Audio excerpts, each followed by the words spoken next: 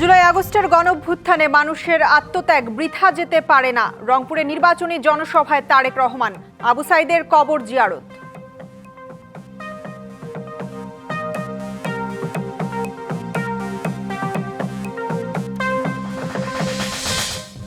যাদের কারণে রাজনীতির সুযোগ পাচ্ছে সেই জুলাই যোদ্ধাদের অবহেলা করছে একটি দল। নির্বাচনী জনসভায় জামাত আমির। ধর্মীয় স্বাধীনতা, নারী বান্ধব সমাজ, অন্তর্ভুক্তিমূলক রাষ্ট্র গড়তে চায় এনসিপি। করের চাপ কমানো, জিডিপি 12% উন্নীতকরণ সহ 36 দফা ইশতেহার।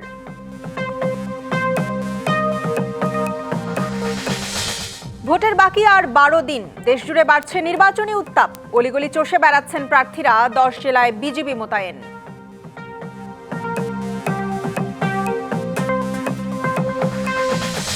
ভোলার লালমোহনে বিএনপি জামাত এবং হাতিয়ায় বিএনপি এনসিপি সংঘর্ষে আহত 17। নেত্রকোনায় বিএনপির অফিস ভাঙচুর।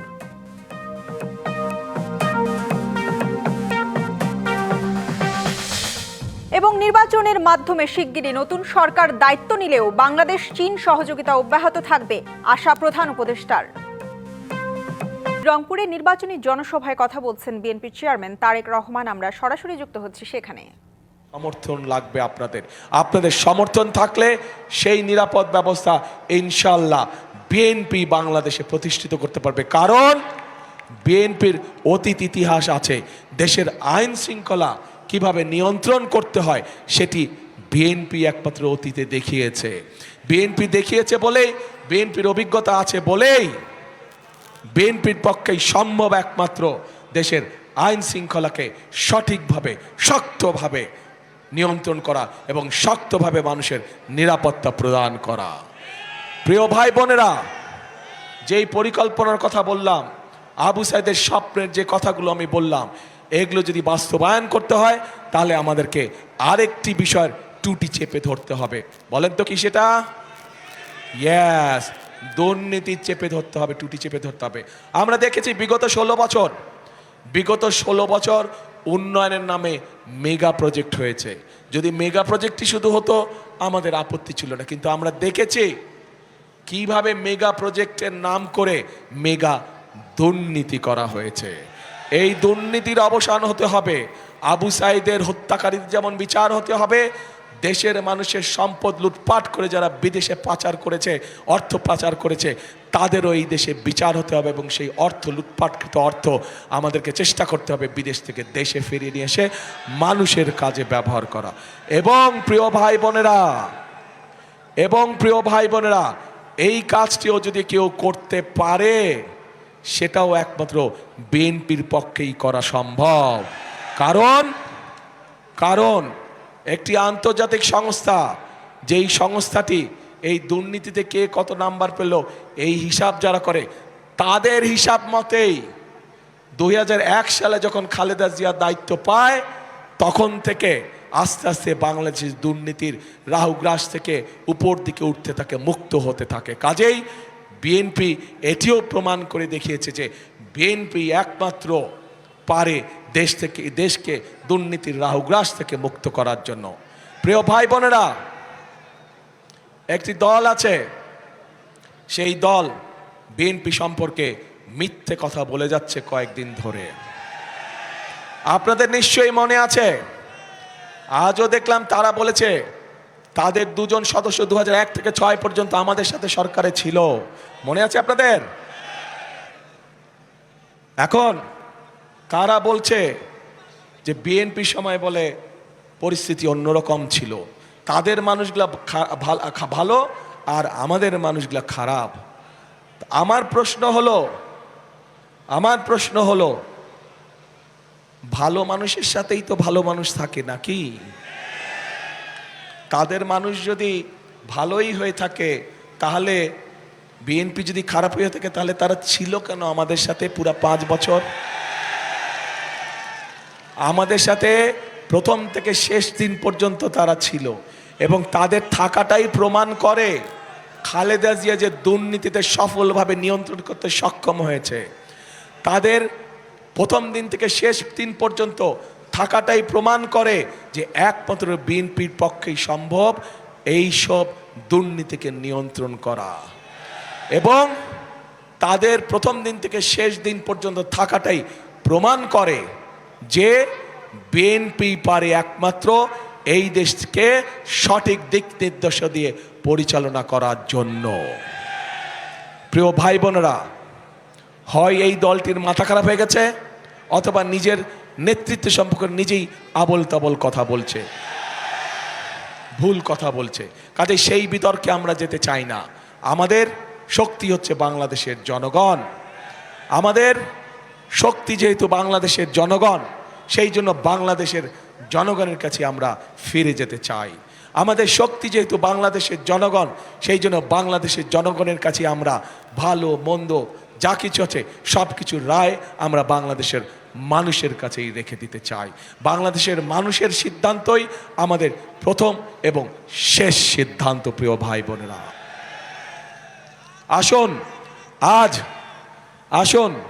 আজ সময় এসেছে ষড়যন্ত্রের জবাব দেবার। আজ সময় এসেছে শহীদ আবু সাইদের স্বপ্ন বাস্তবায়নের। আজ সময় এসেছে বাংলাদেশের মানুষের ভাগ্যের পরিবর্তনের। কাজে আসুন, সব সময় সৎ সুযোগ সব সময় আসে না। যেহেতু আল্লাহ তাআলা আমাদেরকে দেশকে সঠিকভাবে পরিচালনা করার জন্য একটি সৎ সুযোগ দিয়েছেন, কাজে এই সৎ সুযোগটিকে আমরা দেশের কাজে জনগণের স্বার্থে আমরা ব্যবহার করি, যাতে আগামী দিন আমরা সুন্দর একটি প্রত্যাশিত আমাদের কাঙ্ক্ষিত বাংলাদেশ, প্রত্যাশিত বাংলাদেশ আমরা গড়ে তুলতে সক্ষম হই। এদিকে দীর্ঘ 2 দশক পর রংপুরে আসলেন বিএনপির চেয়ারম্যান তারেক রহমান। নির্বাচনের প্রাক্কালে নগরীর কালেক্টরেট ঈদগাহ মাঠে জনসভায় যোগ দেওয়ার আগে পীরগঞ্জে কবর জিয়ারত করেছেন শহীদ আবু সাইদের। কবর জিয়ারত শেষে দীর্ঘক্ষণ কথা বলেন সাইদের বাবা, মা ও স্বজনদের সাথে। তারেক রহমানকে কাছে পেয়ে খুশি আবু সাইদের পরিবার। শুক্রবার সন্ধ্যা 6:15টায় মেঠো পথে গাড়ি বহরে বিএনপির চেয়ারম্যান তারেক রহমান আসেন বৈষম্য বিরোধী ছাত্র আন্দোলনের প্রথম শহীদ আবু সাইদের বাড়িতে। নেতাকর্মীদের সাথে নিয়ে কবর জিয়ারত করেন তিনি। পরে কথা বলেন শহীদ আবু সাইদের স্বজনদের সাথে, খোঁজ খবর নেন আবু সাইদের বৃদ্ধ বাবা মায়ের। এ সময় শহীদ সাইদের বাবা মকবুল হোসেন তারেক রহমানের কাছে তার পুত্র হত্যার দ্রুত বিচার দাবি করেন। বিভাগ হিসাবে রংপুর বৈষম্যের শিকার, তাই এর নিরসন চান বিএনপি চেয়ারম্যানের কাছে। সমাধানে তারেক রহমানও দেন আশ্বাস। আমার রংপুরে অবহেলিত, সেটার জন্য কোনো একটা মেডিকেল বা কোনো শিল্প কারখানা হলে বেকার লোকের ঘেরে যান, কর্মসংস্থান হয়, এই সমস্তগুলাই বললাম। ওনার দল ক্ষমতাত গেলে হয়তো বিচার করবি, এই কথাই প্রতিশ্রুতি দিয়ে গেল। বিএনপির চেয়ারম্যানের এমন আশ্বাসে খুশি আবু সাইদের মা ও ভাই। আমাদের শহীদ পরিবার থেকে সকলের কাছে একটাই চাওয়া যে ইন্টারিম গভর্নমেন্ট যদি এখনই যদি শহীদ আবু সাইদ হত্যা সহ জুলাই গণঅভ্যুত্থানে যারা শহীদ হয়েছে তাদের হত্যার বিচারটা করতে পারে, এটা আরো বেশি আমরা আনন্দিত হব। আগে আসি কলি আপনি ভালো আছেন? আছি আলহামদুলিল্লাহ। যেটুকুলো হত্যা হয়েছে আবু সাইদের হত্যার বিচার চাইছি, এটাই করছি। তারেকের এই সফর ঘিরে বিভাগের ভোটের সমীকরণে নতুন প্রভাব ফেলবে বলে মনে করেন বিশ্লেষকরা। মাজিদ মাসুদ, ডিবিসি নিউজ, রংপুর। কুমিল্লার টাউন হলে নির্বাচনী জনসভায় কথা বলছেন জামাতে ইসলামীর আমির ডাক্তার শফিকুর রহমান। আমরা সরাসরি চলে যাচ্ছি সেখানে। আল্লাহর মেহেরবানিতে, আল্লাহর দেওয়া শক্তিতে, তার উপর ভরসা করে এই দেশকে ভালোবেসে, দেশের মানুষকে ভালোবাসে আমি না হয় চলে গেলাম, এই নিরুপায় সহকর্মীদেরকে দেখবে কে? আমরা দেশ ছাড়ি নাই, দেশে ছিলাম, এখন আছি, আল্লাহ রেখেছেন। কথা দিচ্ছি, সুখে দুঃখে আমরা দেশবাসীকে ফেলে কোথাও যাব না ইনশাআল্লাহ। আমরা ছিলাম, আমরা আছি, আল্লাহ যেন আমাদেরকে তৌফিক দেন আমরা থাকতে পারি। যারা আজকে এই সমস্ত অপকর্মে জড়িত তারাও মজলুম ছিলেন একদিন। জোড় হাতে বলি, আপনি মজলুম ছিলেন, জালিম হতে চাইয়েন না। আপনি কেন জালিম হবেন? মজলুমের দুঃখ তো আপনার বুঝার কথা, কিন্তু যারা এত কিছুর পরেও বুঝবেন না তাদেরকে ইনশাআল্লাহ আগামী 12 তারিখ বুঝিয়ে দিতে হবে। অনেকে এখন সন্ত্রাসের পরিবেশ সৃষ্টি করছেন মানুষের মধ্যে ভয় ভীতি সৃষ্টি করার জন্য। মায়েদের ব্যাপারে আমি আর কথা বলতে যাচ্ছি না। এখানে দুই যুবক তারা অত্যন্ত স্পষ্টভাবে তাদের অভিব্যক্তি মায়ের প্রতি তারা ব্যক্ত করেছে। আমি শুধু একটা কথা বলবো, আপনারা এটা ছেড়ে দেন। আপনারা ছেড়ে যদি না দেন, মনে রাখবেন আমরা আমাদের জীবনের চাইতে মায়েদের ইজ্জতের মর্যাদা অনেক বেশি বুঝি। আর যদি মায়ের গায়ে কেউ হাত দেয়, আর যদি হুঙ্কার দেয় আমাদের মাদের কাপড় খুলে নেবে, আমরা তাদেরকে ছেড়ে কথা বলবো না ইনশাআল্লাহ। ওরকম পরিস্থিতি যেখানেই হবে, আমি যোদ্ধা লড়াকু যুবকদেরকে বলবো, তোমরা যারা বুকের রক্ত দিয়ে, বিশেষ করে এই 35 শহীদের কুমিল্লার যুবকদেরকে বলবো, তোমরা সেদিন যারা জীবনের মায়া ত্যাগ করে জাতির জন্য রাস্তায় নেমেছিল, আসো এরকম বেয়াদবি কেউ করলে মায়ের ইজ্জত রক্ষা করার জন্য আরেকবার তোমাদেরকে লড়তে হবে।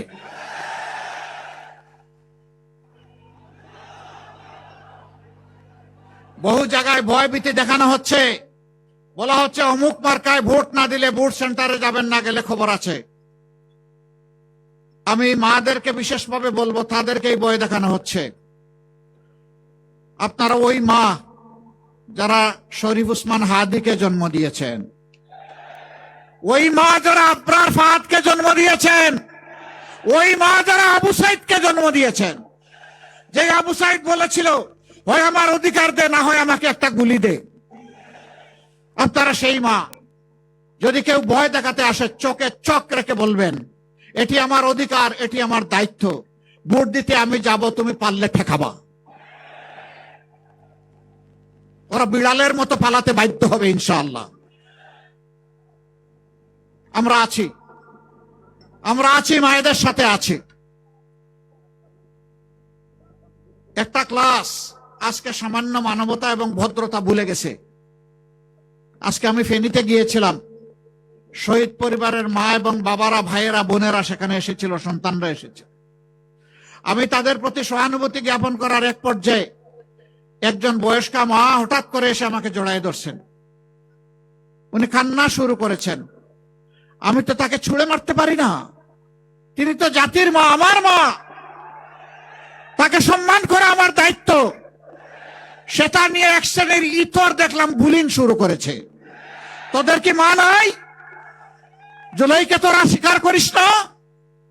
যদি জুলাইকে ধারণ করিস, তাহলে এমন একজন মাকে কেন তোমরা অপমান করছিস? সম্মানিত বন্ধুগণ, এখানে যুবকরা আছেন, আমরা স্পষ্ট বাতায় বলছি, কোন যুবকের হাতে কোনো বেকার ভাতা আমরা তুলে দেব না। আমাদের যুবকরা বেকার ভাতা খাওয়ার জন্য লড়াই করে নাই, তারা লড়াই করেছে তাদের কাজের অধিকার পাওয়ার জন্য। আমরা প্রত্যেকটা যুবকের হাতকে দেশ গড়ার কারিগরের হাতে পরিণত করব ইনশাআল্লাহ। জুলাই যোদ্ধাদের কারণে রাজনীতির সুযোগ পেলেও তাদেরই অবহেলা করছে একটি দল। তাদের দিয়ে নতুন বাংলাদেশ গড়া সম্ভব নয় বলে মন্তব্য করেছেন জামাত ইসলামের আমির ডাক্তার শফিকুর রহমান। কুমিল্লার পথসভায় এসব কথা বলেন তিনি। এর আগে দিনভর ফেনী, নোয়াখালী, লক্ষ্মীপুরে জনসভা করেন জামাতের আমির। বলেন, জামাত একটি দুঃশাসনমুক্ত, দুর্নীতিমুক্ত বাংলাদেশ গড়তে চায়, যেখানে নারীদের অধিকার নিশ্চিত করা হবে। ত্রয়োদশ জাতীয় সংসদ নির্বাচন উপলক্ষে দেশব্যাপী নির্বাচনী প্রচারণা চলছে বাংলাদেশ জামায়াত ইসলামীর। এরই অংশ হিসেবে শুক্রবার ফেনী সরকারি পাইলট উচ্চ বিদ্যালয় মাঠে জামায়াত ইসলামী সমর্থিত 11 দলের নির্বাচনী জনসভার আয়োজন করা হয়। সভায় যোগ দিয়ে প্রধান অতিথির বক্তব্যে জামাতে আমির বলেন, যারা সহিংসতা করছে নির্বাচনে তাদের লাল কার্ড দেখাবে জাতি। এ সময় শহীদ আবরার ফাহাদকে ফেনীবাসীর হৃদয়ে রাখার আহ্বানও জানান তিনি। এই বাংলাদেশে রাজার ছেলে রাজা হবে, মন্ত্রীর ছেলে মন্ত্রী হবে, সেই সংস্কৃতির ধারা আমরা পাল্টে দিতে চাই। আমরা এমন বাংলাদেশ চাই, একজন সাধারণ রিক্সা চালক ভাই তার সন্তানের মেধা বিকাশের মাধ্যমে একদিন যেন সেও এদেশের প্রধানমন্ত্রী হতে পারে। এরপর দুপুরে ফেনী থেকে নোয়াখালীর এক জনসভায় যোগ দেন জামায়াতে আমির। বলেন, এক হাতে ফ্যামিলি কার্ড, অন্য হাতে মায়ের গায়ে হাত দেখতে চায় না জামায়াত ইসলামী। ইনসাফের মানদণ্ডে দাঁড়িয়ে দেশ পরিচালনার কথা জানান তিনি। সরকার গঠন করতে পারলে প্রতিশ্রুতি দেন নোয়াখালীকে বিভাগ করারও। আল্লাহর কসম, ক্ষমতায় যাওয়ার আগে দেশের জনগণ যাদের হাতে নিরাপদ নয়, ক্ষমতায় যাওয়ার পরে আরো বেশি ঝুঁকিপূর্ণ হয়ে পড়বে জনগণের জীবন। আমরা একটা দুর্নীতিমুক্ত, চাঁদাবাজ মুক্ত, দুঃশাসন মুক্ত বাংলাদেশ চাই। বিকেলে লক্ষ্মীপুরে নির্বাচনী জনসভায় যোগ দিয়ে জামায়াতে আমির বলেন, জুলাই যোদ্ধাদের কারণে রাজনীতির সুযোগ পেলেও তাদেরই অবহেলা করছে একটি দল। এই জুলাই এসে জনগণকে মুক্তি দিয়েছে। জুলাই এসেছিল বলেই আজকে আমি এখানে দাঁড়িয়েছি। পরিবর্তন এসেছে আমাদের সন্তান সন্ততির নেতৃত্বে। কেউ কেউ আছেন এদেরকে স্বীকার করতে চান না, তাদেরকে সাবাল বলেন। আমি বড় বিস্মিত, আমি লজ্জিত। সন্ধ্যায় কুমিল্লার লাকসামের পথসভায় জামায়াতে আমির বলেন, জনগণের ভোট নিয়ে কেউ ভিন্ন চিন্তা করলে জুলাইয়ের তরুণরা আবারও গর্জে উঠবে। ফ্যাসিবাদের বিরুদ্ধে লড়াই করতে গিয়ে যারা আহত হয়েছে, পঙ্গু হয়েছে, তাদের প্রতি সহানুভূতি প্রকাশ করছে। আল্লাহ তাআলার দরবারে দোয়া করে আল্লাহ তাদেরকে সুস্থ করে দেয়। ৩৬ জুলাই বা ৫ আগস্ট পট পরিবর্তনের পর যারা বেঁচে ছিলেন তারা ফিরে এসেছেন, কিন্তু যারা ফিরে আসেননি তাদের ভাগ্যে কি হয়েছে আল্লাহ তাআলা ভালো জানেন। এছাড়াও দিনভর জামায়াতে আমিরের বক্তব্যে ছিল যুব সমাজের কর্মসংস্থান, দুর্নীতি ও চাঁদাবাজ মুক্ত দেশ গড়ার প্রত্যয়। অজিত সরকার, ডিবিসি নিউজ ডেস্ক। মধ্যবিত্তের উপর করের বোঝা কমানোর প্রতিশ্রুতি দিল তরুণদের দল এনসিপি। বিকেলে রাজধানীর একটি হোটেলে তারুণ্য ও মর্যাদার ইশতেহার শিরোনামে ৩৬ দফার ইশতেহার প্রকাশ করে দলটি। আশ্বাস দেওয়া হয়েছে কর ফাঁকি বন্ধ করে কর জিডিপি ১২% উন্নীত করার পাশাপাশি শিক্ষা ও স্বাস্থ্য খাতে বিনিয়োগ বাড়ানোর। এ সময় দলটির আহ্বায়ক জানান, ফ্যাসিবাদী প্রথা বিলোপ করে ধর্মীয় স্বাধীনতা নিশ্চিত, নারীবান্ধব ও অন্তর্ভুক্তিমূলক সমাজ প্রতিষ্ঠাই তাদের লক্ষ্য। এই আয়োজন তরুণদের রাজনৈতিক দল ও ১১ দলীয় নির্বাচনী জোটের অন্যতম শরিক জাতীয় নাগরিক পার্টি এনসিপির ৩৬ দফা নির্বাচনী ইশতেহারের ঘোষণা। তারুণ্যের এ নির্বাচনী ইশতেহারে নতুন বাংলাদেশ গড়ার পরিকল্পনা ও জুলাই সনদ বাস্তবায়নের প্রতিশ্রুতি দিয়েছে দলটি। নতুন চোখে বাংলাদেশ শীর্ষক এ ইশতেহারে নাজুক জনগোষ্ঠীর দারিদ্র্যের চক্র ভাঙার অঙ্গীকার দেওয়া হয়েছে। সকলের কথার ভিত্তিতে এই ইশতেহার তৈরি হয়েছে। ১২টি অধ্যায়ের ৩৬ দফার অগ্রাধিকার বাস্তবতা বিবেচনায় নিয়ে নির্ধারিত হয়েছে। এনসিপি এবং এনসিপির সাথে যেই ১১ দলীয় ঐক্য, সেই ঐক্য ক্ষমতায় গেলে আইন, নীতি ও প্রশাসনিক সংস্কারের মাধ্যমে এই অঙ্গীকার বাস্তবায়নে আমরা দায়িত্বশীল ভূমিকা পালন করব। নিজেদের ইশতেহারে দেশের কর আহরণ বাড়ানোর পরিকল্পনার কথা বলেছে দলটি। এছাড়া বাজেট বরাদ্দ, শিক্ষা, স্বাস্থ্য ও কৃষি খাতে অগ্রাধিকার দেওয়ার প্রতিশ্রুতিও দেওয়া হয়েছে। এনসিপির ইশতেহারে বার্তা দেওয়া হয়েছে সহনশীলতার, পরমত সহিষ্ণুতা ও ধর্মীয় স্বাধীনতা এবং নারীবান্ধব সমাজ গড়ার প্রতিও জোর দিয়েছে দলটি। ইশতেহারে কার্ডের রাজনীতি চলতেছে, অমুক কার্ড তমুক কার্ড। আমরা বলতেছি যে একটা ইউনিক কার্ড আমাদের দরকার, নাগরিক কার্ড, যেখানে এনআইডি যেটা, আমরা সেটাকেই একটা নাগরিক কার্ড হিসেবে, যেখানে আমার সব ধরনের সুযোগ সুবিধা সেই একটা কার্ডের মাধ্যমে প্রত্যেকটা নাগরিক পাবে তার জন্ম থেকে মৃত্যু পর্যন্ত। আমরা প্রবাসীদের জন্য একটা ডায়াসপোরা ডিজিটাল পোর্টাল, যেখানে পাসপোর্ট, এনআইডি, জন্ম নিবন্ধন, কনসুলার সেবা ইত্যাদি থাকবে। জুলাই আন্দোলনের মধ্য দিয়ে রাজনীতিতে আসা তরুণ দলটির প্রথম ইশতেহারের গুরুত্ব পেয়েছে সুশাসন, সংস্কার ও সার্বভৌমত্ব অঙ্গীকার। এছাড়া নারী অধিকার, কর্মসংস্থান, শিক্ষানীতি ও জলবায়ু পরিবর্তনের ঝুঁকিও গুরুত্বের সঙ্গে স্থান পেয়েছে তাদের ইশতেহারে। সময় ধরে কথা শুনছেন আমাদের। শুভ খান, ডিবিসি নিউজ, ঢাকা। দেশ জুড়ে বইছে নির্বাচনের জোর হাওয়া। 12ই ফেব্রুয়ারি হবে ত্রয়োদশ জাতীয় সংসদ নির্বাচনের ভোট গ্রহণ। এ নিয়ে কি ভাবছেন সাধারণ মানুষ থেকে শুরু করে আগামীর জনপ্রতিনিধিরা? সে কথা জানাতে ডিবিসি নিউজের ইলেকশন এক্সপ্রেস ছুটে যাচ্ছে সব সংসদীয় আসনে। এখন রয়েছে সংসদীয় আসন 186, ঢাকা 13তে। সিএসআরএম ডিবিসি ইলেকশন এক্সপ্রেস আজ সারাদিন আছি ঢাকা জেলায়। আমি 3-3.5 মাস এখানে এসেছি। এই 3-3.5 মাসে এখানকার জন্য অনেক কাজ করেছি। মানে এখানে আপনার সন্ত্রাস দমনের জন্য লোকাল পেট্রোলিং ভলান্টিয়ার টিম তৈরি করা থেকে সিসিটিভি লাগানো, এলাকাবাসীদের সাথে বসা সন্ত্রাস নির্মূলে, খাল পরিষ্কার করা, সব ধরনের কাজে নিয়োজিত আছি। এটা দৃশ্যমান ছিল গত কয়েক মাস ধরে। সো এলাকাবাসী স্বতঃস্ফূর্তভাবে আমাকে আপন করে নিয়েছে। এর আগে হয়তো আমাকে ন্যাশনাল মিডিয়া থেকে বা জাতীয় রাজনৈতিক পর্যায়ে আরও ভালো একটা পরিচিতি ছিল, সেখান থেকে যখন লোকালি পরিচিতি হয়েছে গত কয়েক মাস, এখন তারা আমাকে একদম নিজের মনে করেই নিয়ে নিয়েছেন। আপনি সন্ত্রাস নির্মূলের কথা বলছিলেন, নির্বাচিত যদি হন, মানুষের রায় নিয়ে আসেন, তাহলে এই সন্ত্রাস নির্মূল কিভাবে করবেন? কোনো মাস্টার প্ল্যান আছে কিনা? জি দেখেন, সন্ত্রাসের অনেক কিছুর সাথে জড়িত।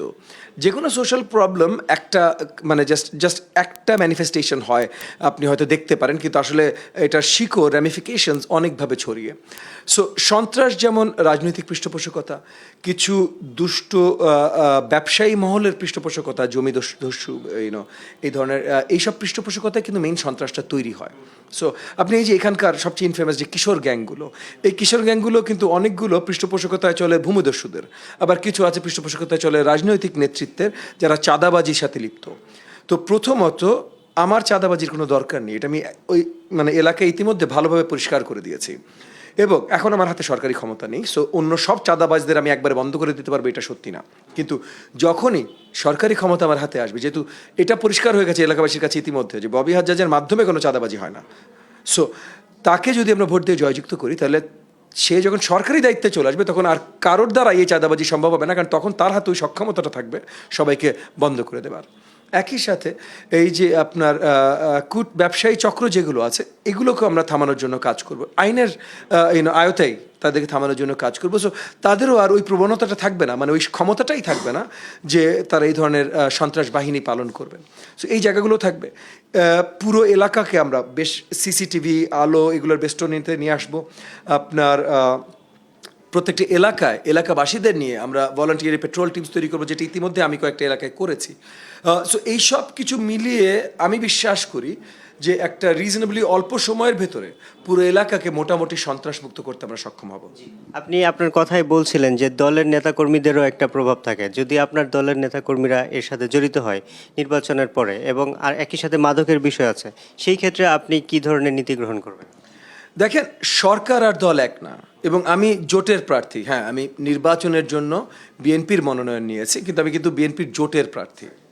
তো আমার জন্য গুরুত্বপূর্ণ দেশ, জাতি, এলাকা। আমাদের দেশে আমলাতান্ত্রিক জটিলতাটা একটি বড় সমস্যা, এবং মানুষের দূরগড়ের সেবা পৌঁছানোর ক্ষেত্রে এটি একটি বাধা হয়ে দাঁড়ায়। এই ক্ষেত্রে আপনার কোনো পরিকল্পনা আছে কিনা? জি, আমার সবচেয়ে বড় পরিকল্পনা, কারণ আমি বিশ্বাস করি জবাবদিহিতামূলক গণতন্ত্রে, তো আমার সবচেয়ে বড় পরিকল্পনা, এবং আমার ইশতেহার এটা নাম্বার 1 প্রথম আইটেম আছে, আমার 9টা আইটেমের ইশতেহার আছে। প্রথম আইটেম হলো জবাবদিহিতা নিয়ে আসা, যেটা আমরা কিভাবে আনবো। আমরা প্রত্যেক মাসে প্রত্যেকটা ওয়ার্ডে উন্মুক্ত টাউন হল মিটিং করব, যেখানে জনগণের সম্মুখীন হতে হবে প্রত্যেকটা জনপ্রতিনিধিকে, মানে এমপি, কাউন্সিলর, এবং সরকারি সেবাদানকারী প্রতিষ্ঠান যেগুলো আছে, থানা, ডেস্কো, ওয়াসা, তিতাস, এসবগুলোর কর্তৃপক্ষকে। আমাদের সাথে যুক্ত হওয়ার জন্য আপনাকে অসংখ্য ধন্যবাদ। সিএসআরএম ডিবিসি ইলেকশন এক্সপ্রেস আজ সারাদিন ছিলাম এই জেলায়। পরবর্তী সংবাদে আমরা নতুন কোনো প্রার্থী নিয়ে আবারও হাজির হব। ততক্ষণ আমাদের সাথে থাকুন, ভালো থাকুন।